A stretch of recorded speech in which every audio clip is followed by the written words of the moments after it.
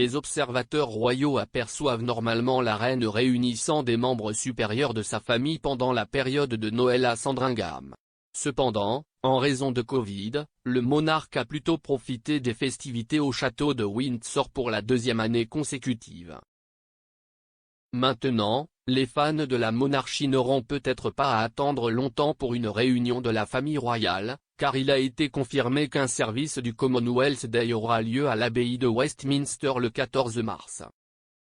Un tweet a été partagé par le compte officiel du Commonwealth cette semaine et a révélé qu'il y aura à la fois un service à l'abbaye de Westminster et des événements virtuels pour l'offre de 2022. Il a également noté qu'une attention particulière sera accordée au thème du service, en raison du fait que Sa Majesté célèbre son jubilé de platine cette année. Le tweet se lit comme suit, #Commonwealth Day 2022 sera célébré le 14 mars avec un service tenu à l'abbaye de Westminster et des événements virtuels.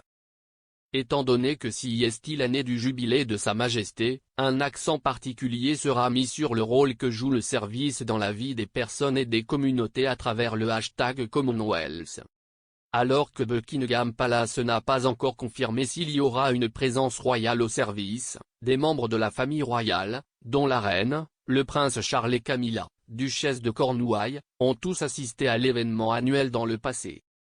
Le duc et la duchesse de Cambridge et le comte et la comtesse de Wessex ont également fait des apparitions au service dans le passé et faisaient partie des personnes présentes au service il y a 2 ans. En 2020, le service du Commonwealth Day était également le dernier engagement royal du prince Harry et de Meghan Markle avant qu'ils ne se retirent de leur poste de membre de la famille royale. Au cours de la cérémonie, Sophie Wessex et son mari, le prince Edward, étaient assis à côté du duc et de la duchesse de Sussex, ce qui a suscité des spéculations selon lesquelles le couple était aligné pour succéder aux Sussex après leur démission royale.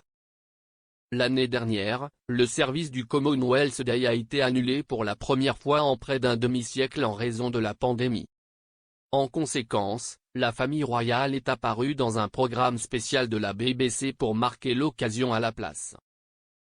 Les fans royaux voient normalement les membres de la firme monter sur le balcon pour Trooping the Colour, qui marque l'anniversaire du monarque.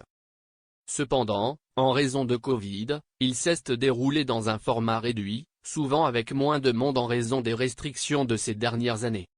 De plus, d'autres événements ont été reportés ou, dans le cas d'événements comme les garden parties de Buckingham Palace, ont été complètement annulés.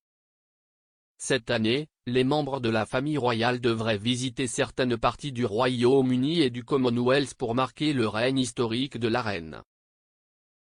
Des célébrations à grande échelle sont également prévues tout au long de l'année, y compris un jour férié supplémentaire en juin. Plus tôt ce mois-ci, un concours national de pâtisserie a été lancé pour trouver un dessert pour célébrer le jubilé de platine du monarque. Le gagnant du concours verra sa recette être la vedette des Big Jubilee Lunch, s'apparentant à une fête de rue, qui auront lieu en juin. Le concours pour créer un nouveau pudding digne de la royauté est ouvert à toute personne âgée de 8 ans et plus résidant au Royaume-Uni.